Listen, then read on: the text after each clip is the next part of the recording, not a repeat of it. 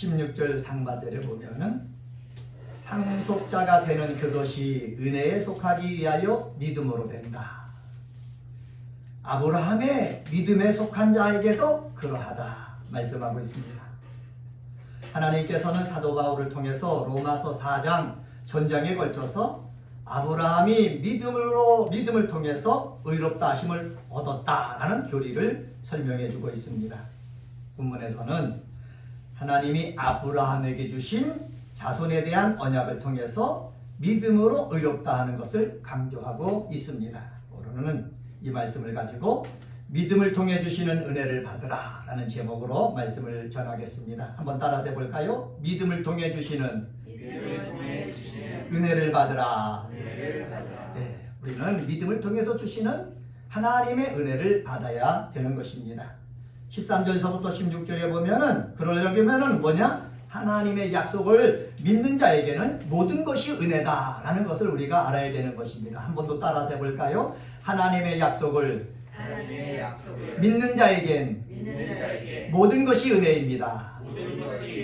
네, 하나님의 약속을 믿는 자에게는 모든 것이 은혜다. 성경은 말씀하고 있습니다. 13절에 보면은 아브라함이나 그 손에게 세상의 상속자가 되리라고 하신 언약은 율법으로 말미암은 것이 아니요 오직 믿음의 의로 말미암은 것이다 말씀합니다.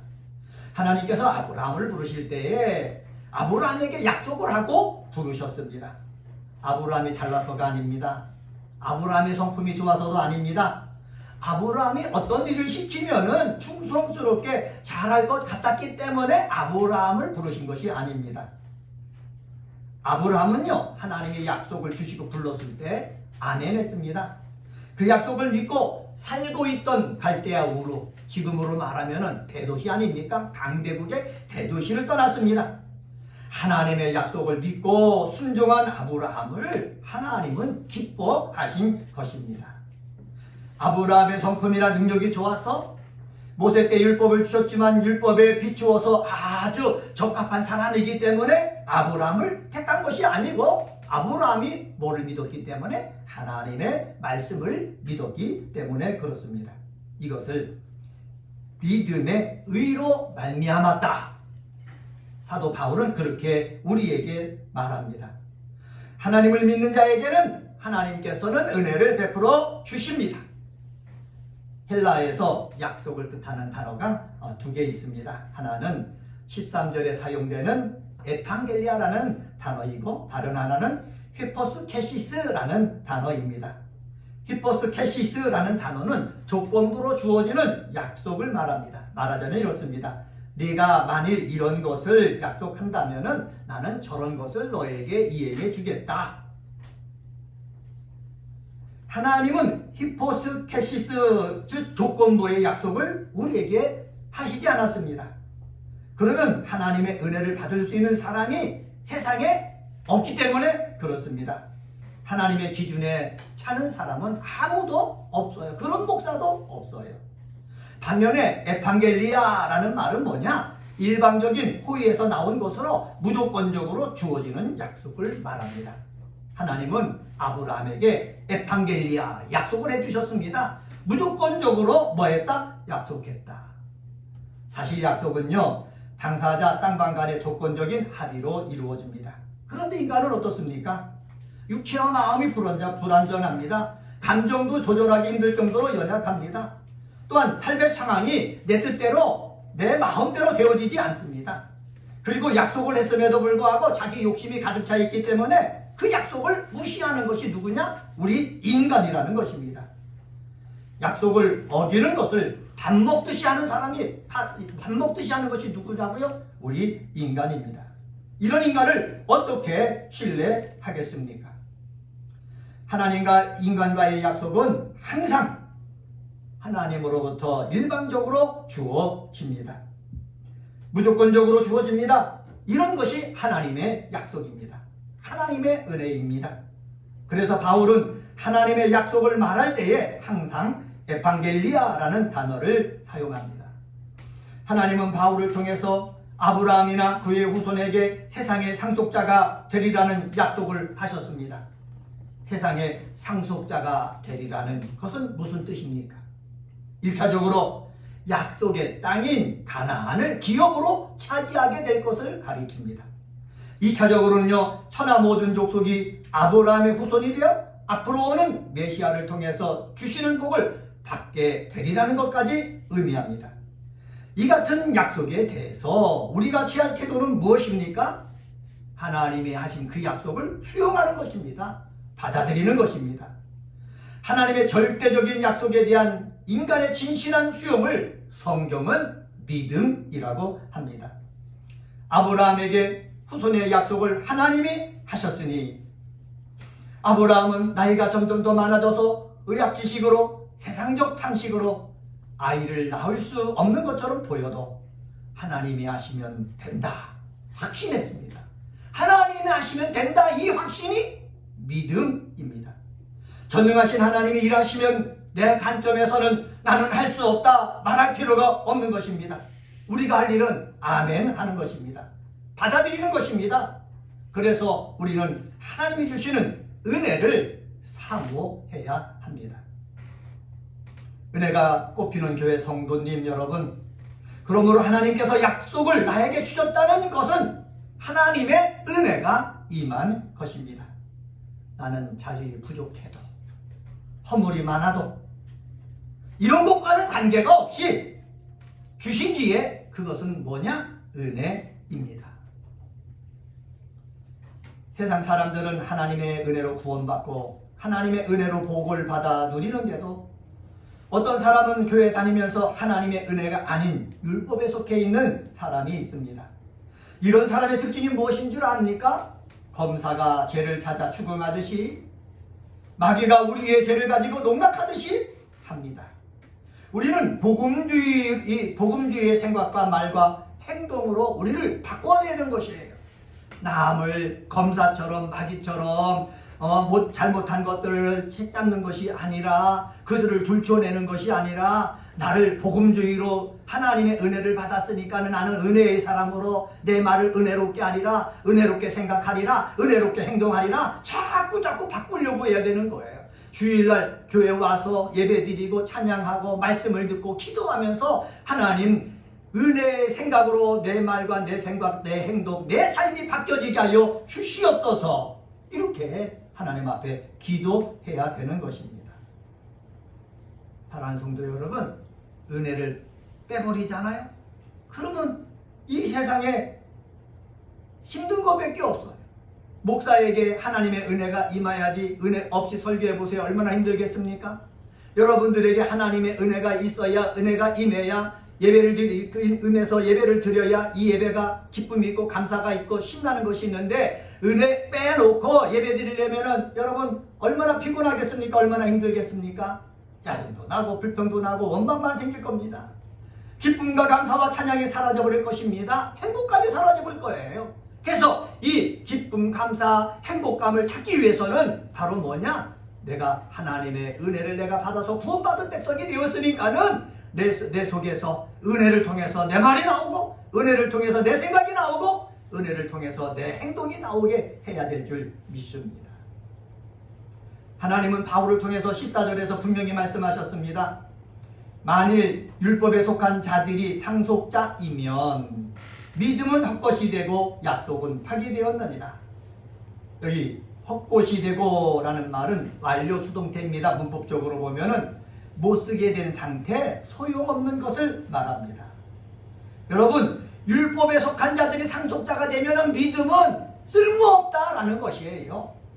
또 여기 보면 이렇게 말하고 있습니다. 약속은 파기되었느니라. 파기되었다라는 말도 문법적으로 보면 완료 수동태를 사용했습니다. 약속도 쓸모없는 것이 된다는 것입니다. 율법 준수를 통해서 의롭게 될 수 있다고 주장하는 율법주의자들은 믿음으로 의롭게 된다는 은혜의 약속을 제공하신 하나님의 자비하심을, 긍휼을 어떻게 해요? 쓸모없는 것으로 만드는 거예요. 사랑하는 성도 여러분, 우리는 하나님의 자비, 하나님의 긍휼, 하나님이 우리에게 복 주시는 그 은혜를 쓸모없는 것으로 만드는 것이 아니라 나에게는 없어서 안 될 꼭 필요한 것입니다, 이렇게 고백하는 믿음의 사람이 되어야 합니다. 연세대 김영훈 심리학 교수님이 계십니다.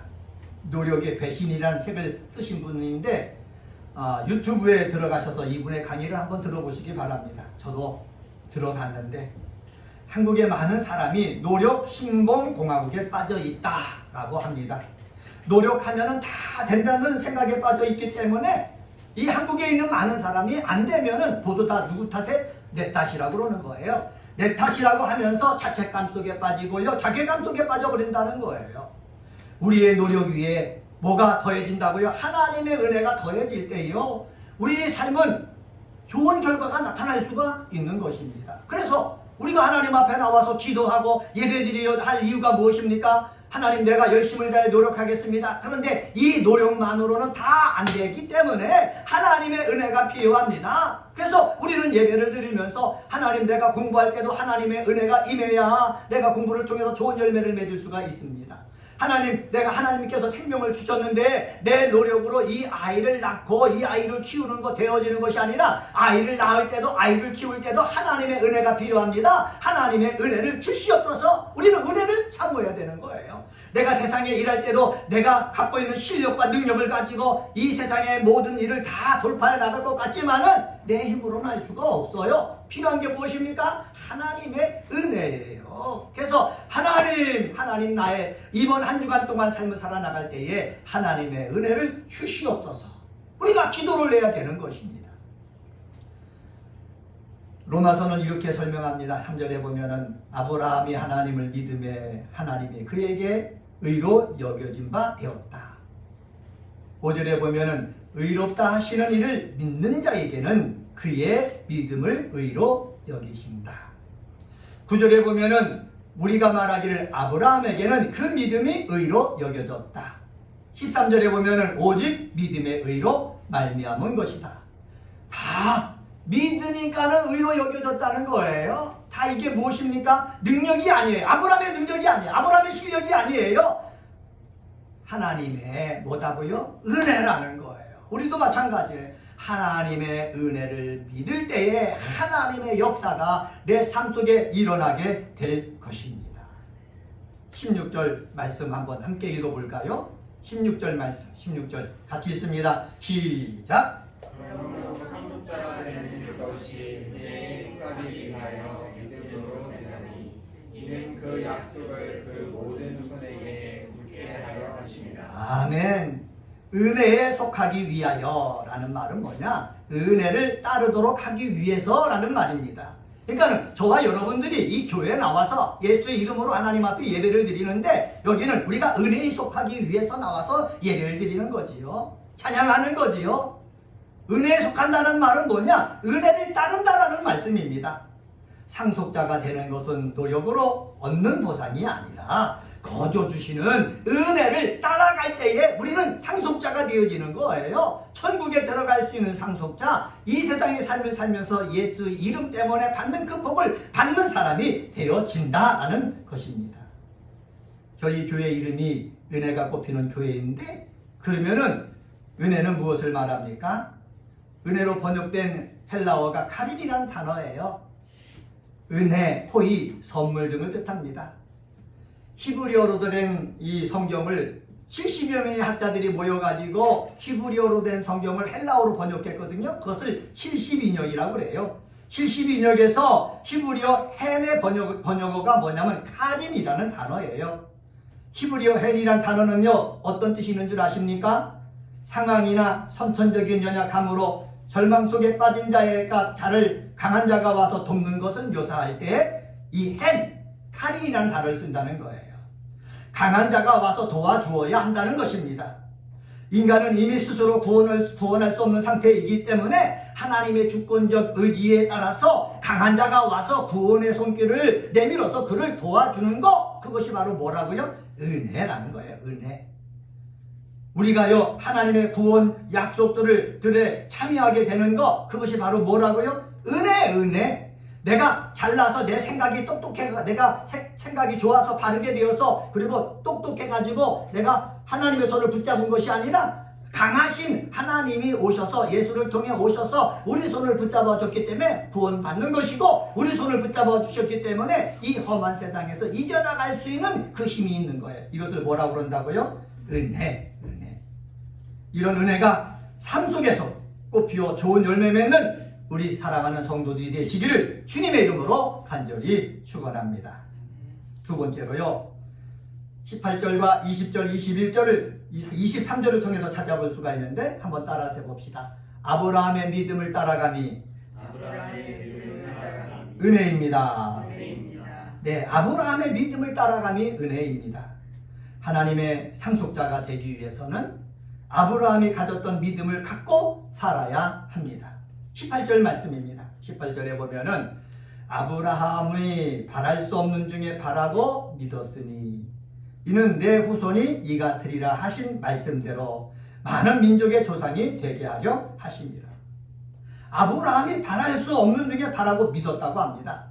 원문대로 번역하면은 소망을 거스리는 가운데 그가 믿었다가 됩니다. 소망을 거스리는 가운데 그가 믿었다라는 말은 무엇입니까? 상황이 매우 절망적인데도 하나님 말씀하시니 눈에 보이는 상황을 믿는 것이 아니라 그 가운데서 눈에 보이지 않지만 하나님이 약속하셨기 때문에 하나님의 약속을 믿었다는 것입니다.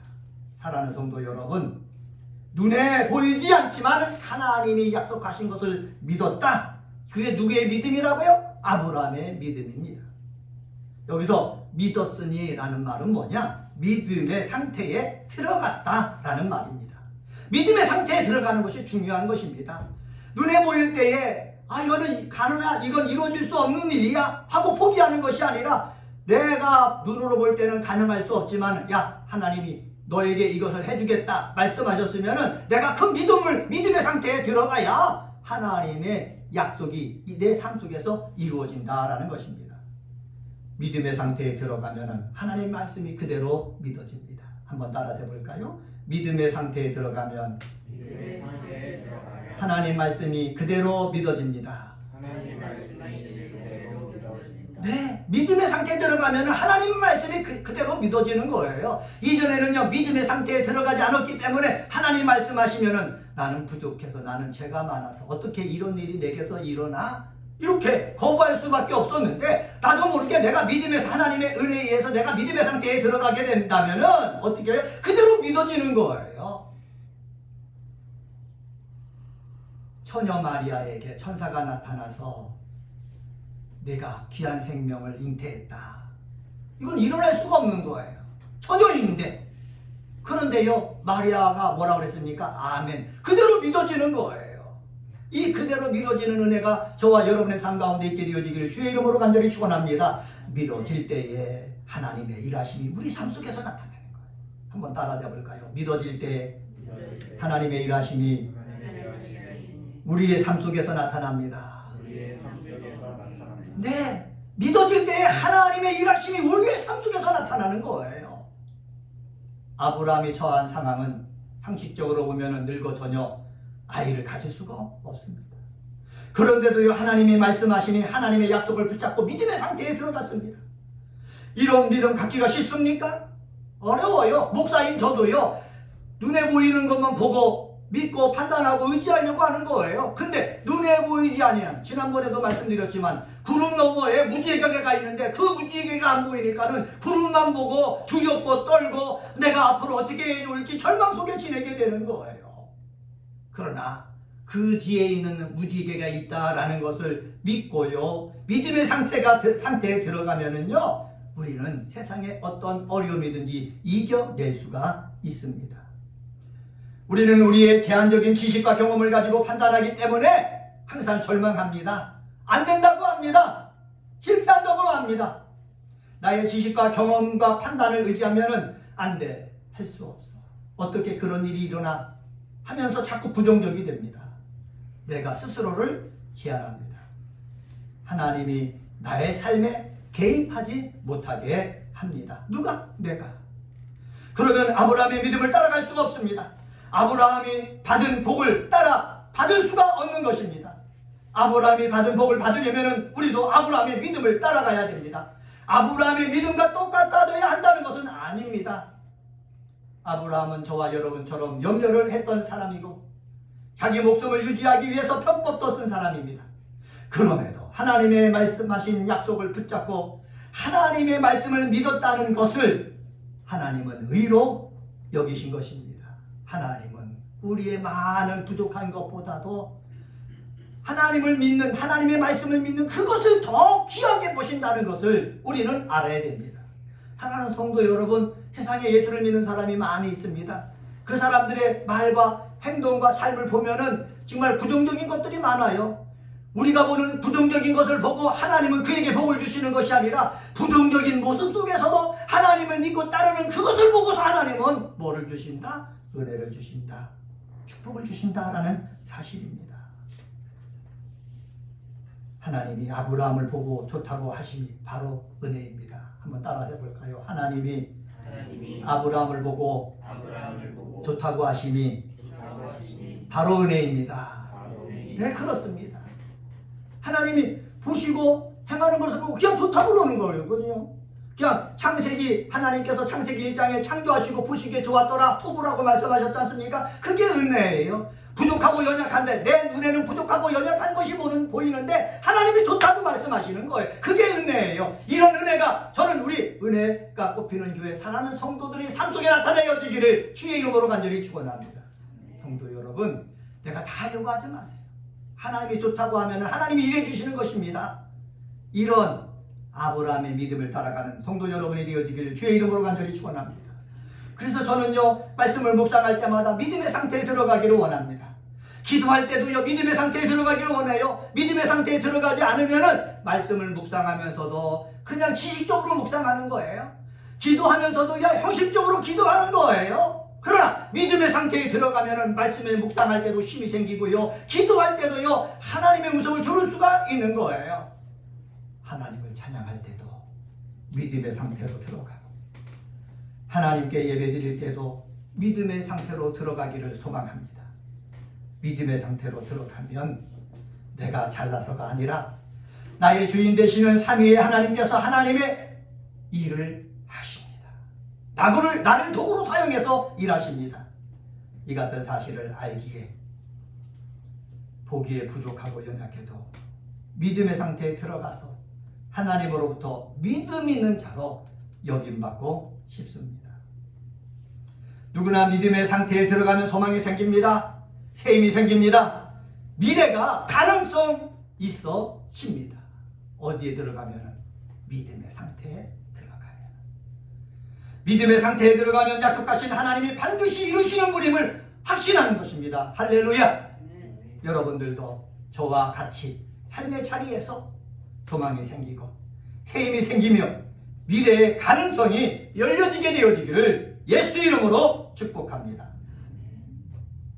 다시 말씀드리자면은 우리에게 방해자가 있습니다. 우리 삶을 사는데 방해자들이 있어요. 하나님의 약속을 믿고 행하려고 할 때마다, 내가 믿음의 상태로 들어가려고 할 때마다 방해자가 있다는 거예요. 원수 마귀가 방해해요. 나의 나약함, 허물과 죄가 많음 보게 해요. 이 약한 자는 나를 파멸로 몰아가기 위해서 무진장 애를 씁니다. 온갖 술수를 다 동원합니다. 여기에 농락당하면 안 되는 거예요. 아브라함의 입장에서 생각해 봅시다. 나이 100세가 다가오는데 후손은 무슨 후손이야. 아내 사라를 봐. 나이가 많지. 단산한 지 오래되었지. 어떻게 젊은 여인처럼 인신이 가능하고 아이를 낳을 수가 있어. 안 돼. 하나님이 약속하셨어도 안 돼. 인간의 상식으로 불가능한 것만 보여서 믿음을 연약하게 만듭니다. 믿음에 힘이 없게 만듭니다. 그런데 놀라운 것이 있어요. 아브라함은 하나님께서 말씀하실 때 믿습니다 한 것입니다. 하나님의 말씀에 대한 추임새가 아니에요. 우리가 설교할 때 그냥 추임새로 아멘 아멘, 이건 아무 소용이 없는 거예요. 추임새가 아니라 옆에 나이가 많아 임신할 가능성이 없는 아내 사라가 눈에 보이는데도 하나님이 말씀하시니까는 그대로 될 것을 믿는 믿음으로 아멘한 것이에요. 여러분, 믿음으로 아멘해야지 추임새로 아멘해 갖고는 아무 일이 일어나지 않아요. 이것이 진실인지 아닌지는 누가 알아요? 하나님이 아셔요. 아브라함이 아멘하는 것은 진실로 그렇구나. 우리 사랑하는 은혜가 꽃피는 교회 우리 성도 여러분들도 아멘할 때 진심으로 아멘하시기를 예수의 이름으로 간절히 축원합니다. 그걸 누가 아시기 때문에? 하나님이 아시기 때문에. 하나님이 아시고 심판주 되시는 하나님께서 너 의롭다 하시면 의로운 거예요. 심판주 되시는 하나님께서 아브라함을 의롭다 하시면 의로운 거예요. 하나님이 의롭다고 하시는데 나는 죄가 많아요. 나는 아무것도 할 수 없어요. 능력이 없어요. 이거는 내 생각이지요. 하나님이 의롭다 하시면 의로운 것입니다. 전능하신 하나님이 된다고 하시면 되는 것입니다. 나는 나 스스로는 의가 없으나 하나님께서 나를 사랑하시면 나는 사랑받는 자가 되는 것입니다. 20절 말씀 한번 볼까요? 20절에 보면은 믿음이 없어 하나님의 약속을 의심하지 않고 믿음으로 견고하여져서 하나님께 영광을 돌리며, 여기 보면은 믿음이 없어 하나님의 약속을 의심하지 않았다라고 합니다. 이것은 믿음이 있기에 스스로 마음의 갈등을 일으키지 않았다고 해석할 수가 있습니다. 한번 따라서 봅시다. 믿음이 있어 마음의 갈등을 일으키지 말자. 믿음을 가지고서 마음의 갈등이 일어나는 것을 내가 차단해야 된다는 말씀입니다. 갈등을 일으키지 않았다는 말은 뭐냐? 아브라함은 하나님의 약속에 자신의 눈을 고정시켰다는 거예요. 제가 주석서를 찾아봤더니 이렇게 해석해 놨더라고요. 아브라함은 하나님의 약속에 자신의 눈을 고정시켰다. 믿음이 견고해져서 하나님께 영광을 돌리며 라고 했습니다. 자신의 눈을 고정시키니까 하나님 앞에 영광을 돌릴 수가 있는 거예요. 눈에 보이는 것은 이루어질 수가 없어도 하나님의 약속에 눈을 고정하니까는 내가 믿음이 생겨지고 영광을 돌릴 수가 있는 것입니다. 그렇습니다. 하나님의 약속에 자신의 눈을 고정시키면 믿음을 잃지 않습니다. 믿음이 견고해져야 하나님께 영광을 돌리는 삶을 살게 됩니다. 감사합니다. 찬양합니다. 항상 긍정적이고 소망적입니다. 어떻게 하면은요, 하나님의 약속에 내 눈을 고정시키면, 하나님의 약속에 여러분의 눈을 고정시키는 믿음의 사람이 다 되시기를 예수의 이름으로 간절히 축원합니다. 현실적으로는 불가능하게 보이지만 하나님께서 말씀하셨기에 반드시 이루어질 것으로 받아들이는 것, 그게 바로 뭐라고요? 믿음입니다. 21절 말씀 같이 한번 읽어볼까요? 21절 시작. 약속하신 그것을 또한 능히 이루실 줄을 확신하였으니. 약속만 가진 것으로는 부족하다는 거예요. 약속을 가진 것만으로는 뭐하다고요? 부족하다. 하나님께서 하신 약속이 성취될 것이다 라는 뭐가 있어야 되는 거예요? 확신이 있어야 된다는 거예요. 약속과 확신이 있을 때에 하나님의 일들이 일어나는 것입니다. 한번 따라서 해볼까요? 약속과 확신이 있을 때 하나님의 일들이 일어납니다. 모세의 인도 따라 애굽을 떠난 이스라엘 백성의 상당수가 약속을 소유했지만은 이에 참여하지 못하고 가나안 땅에 들어가지 못하고 광야에서 죽었습니다. 이들은 원망하고 불평하다가 가나안 땅에 들어가지도 못하고 죽었던 것입니다. 왜 그렇습니까? 하나님의 약속하신 거에 대한 뭐가 없기 때문에? 확신이 없기 때문에. 우리 사랑하는 성도 여러분들은 하나님이 약속하신 거에 대한 확신이 있어. 이 확신을 가진 아브라함을 따라 믿음 생활하는 믿음의 식구들이 되시기를 예수의 이름으로 간절히 축원합니다.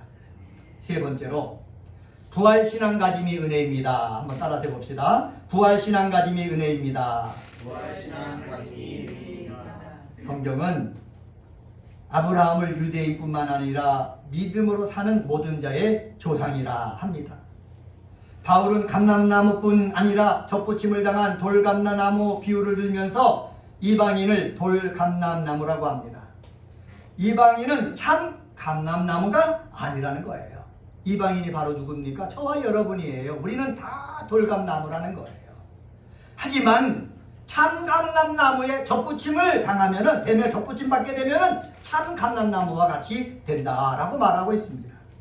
유대인이든 이방이든 예수님께 접붙임을 받으면 누구든지 하나님의 자녀가 됩니다. 할렐루야! 저는 이 말씀에 아멘합니다. 여러분 접붙인다는 거 아시지요? 과일나무가 있어요. 이 과일나무에 좋은 열매를 맺기 위해서 흠집을 내서 거기에 나뭇가지를 갖다가 붙여가지고 꽁꽁 동여맵니다. 그러면 이 나무 줄기에서 나무 뿌리에서 나오는 그러한 영양분을 가지고 접붙임당한 이 나무 가지에서 좋은 열매가 맺히는 거예요. 우리가 바로 그렇다는 거예요. 예수의 나무에 접붙임을 당했기 때문에 예수님을 통해서 나오는 그 영양분으로 말미암아 우리는 어떤 열매? 좋은 열매를 맺게 된다라는 말씀입니다. 그러면 우리가 접붙여야 할 아브라함은 어떤 믿음을 가졌다고 성경은 말하고 있습니까? 17절 하반절 말씀 볼까요? 17절에 보면은 같이 있습니다. 그가 믿은 바 시작. 그가 믿은 바 하나님을 죽은 자를 살리시며 없는 것을 있는 것 부르시는 이시니라. 아멘. 그가 믿은 바라고 합니다. 아브라함이 무엇을 믿었다고 합니까? 하나님은 죽은 자를 살리시며 없는 것을 있는 것으로 부르시는 이시다. 같이 한번 해볼까요? 하나님은 죽은 자를 살리시며 없는 것을 있는 것으로 부르시는 이시다. 한번 다시요. 하나님은 죽은 자를 살리시며 없는 것을 있는 것으로 부르시는 이시다. 네, 저는 이것을 부활신앙이라고 말합니다. 아브라함처럼 나의 환경이 절망적이라 해도 부활신앙을 가졌다면 하나님의 은혜를 경험할 수가 있습니다. 한번 따라서 봅시다. 아브라함처럼 죽은 자를 살리시는 하나님을 믿읍시다. 네, 이것이 부활신앙이에요. 여기서 죽은 자를 살리시며라고 그랬는데 현재 분사로 되어 있습니다.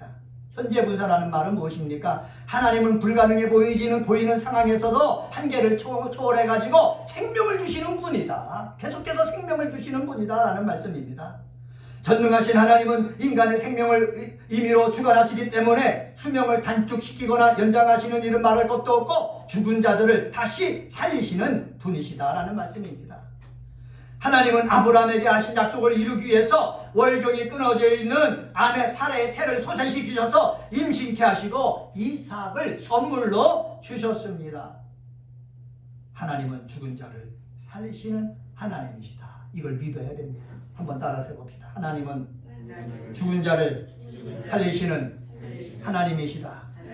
네, 이건 우리가 자꾸 주장해야 돼요. 하나님은 죽은 자를 살리시는 하나님이시다. 하나님은 죽은 자를 살리시는 하나님이시다. 하나님은 죽은 자를 살리시는 하나님이시다. 사라의 태가 죽었지만 살리시는 하나님. 내 소망이 끊어져가지고 내가 어떻게 살아갈지 절망적이지만은 하나님은 나의 소망을 살려주시는 분이시다.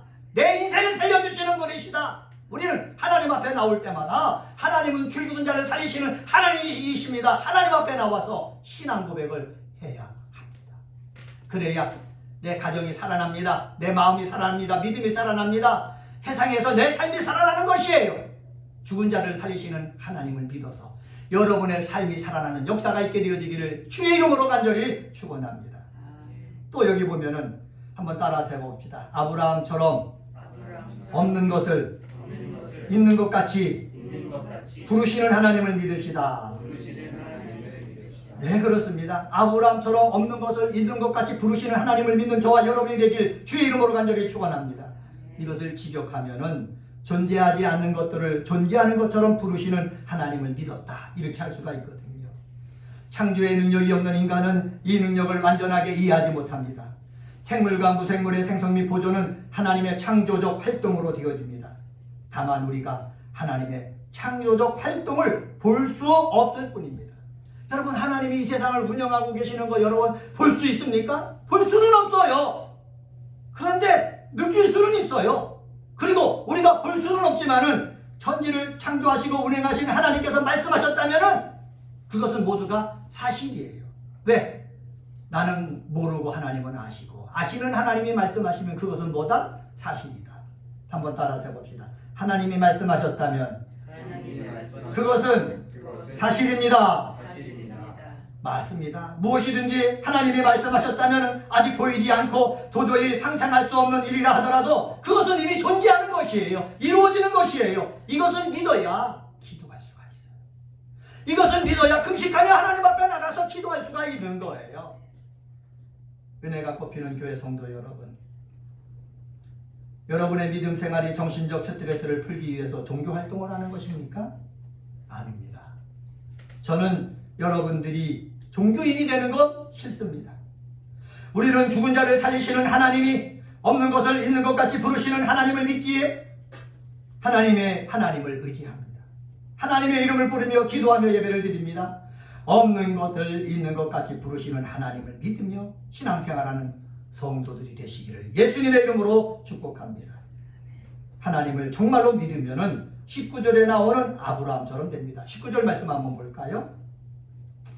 같이 한번 읽습니다. 시작. 그가 100세나 되어 자기 몸이 죽은 것 같고 사라의 태가 죽은 것 같음을 알고도 믿음이 약하여지지 아니하고. 아브라함은 자기 몸이 죽은 것 같고 사라의 태가 죽은 것 같음을 알고도 어떻게 했다? 믿음이 약해지지 않았다. 바울은 생식의 능력이 없는 것을 죽은 것으로 묘사했습니다. 헬라어 문법적으로 보면은 완료 수동태 분사형을 사용했습니다. 완료 수동태 분사형을 사용한 것은 아브라함과 사라의 생식 능력이 이미 없어졌다. 생식 능력이 없어진 것이 완료되었다라는 사실을 강조합니다. 한 사람만 생식 능력이 사라진 것이 아니라 두 사람 모두의 생식 능력이 사라졌다라는 것입니다. 그런데 놀라운 것이 있습니다. 하나님의 약속을 받은 아브라함은 아이를 가질 가능성이 없다는 것을 알면서도 믿음이 약해지지 않았다라는 거예요. 약해지다라는 말은 힘이 없다는 거예요. 여러분, 믿음에 힘이 없어서는 안 되는 거예요. 하나님이 말씀하시면은 내가 보기에는 불가능해 보여도 믿음이 힘이 없어서 져서는 안 되는 줄 믿습니다. 하나님의 약속을 굳게 신뢰하는 믿음, 하나님은 우리에게 기대하고 계신 거예요. 해당장 야이로의 죽은 딸이 회생하리라는 기대는 현실적으로 상식적으로 불가능한 일이었습니다. 그런데 예수님께서 말씀하셨잖아요. 두려워 말고 믿기만 하라. 주의 말씀을 신뢰한 야이로는 자신이 죽은 딸을 다시 얻는 기쁨을 맛보게 되었습니다. 죽은 자를 살리시는 하나님을 믿는 아브라함이 그로부터 의롭다 칭해진 것처럼 예수 그리스도를 부활시킨 하나님을 믿는 신약의 모든 우리 성도들, 특별히 은혜가 꼽히는 교회의 성도 여러분들도 정말로 죽은 자를 살리고 없는 것을 있는 것처럼 부르시는 그 하나님을 믿으셔서 이 세상에서 승리하는 삶을 사는 성도님들이 되시기를 주님의 이름으로 간절히 축원합니다. 우리는 믿음을 통해서 주시는 은혜를 받아야 됩니다. 하나님의 약속을 믿는 자에게는 모든 것이 은혜입니다. 아브라함의 믿음을 따라감이 은혜입니다. 부활 신앙 가짐이 은혜입니다. 찬송가 545장 3절 부르신 후에 우리 3분 정도 함께 하나님 아브라함의 믿음을 따라가기를 원합니다. 부활 신앙 갖기를 원합니다. 하나님의 약속을 믿는 은혜가 내 삶 속에 임하기를 원합니다. 우리 한번 기도하는 시간 갖도록 하겠습니다.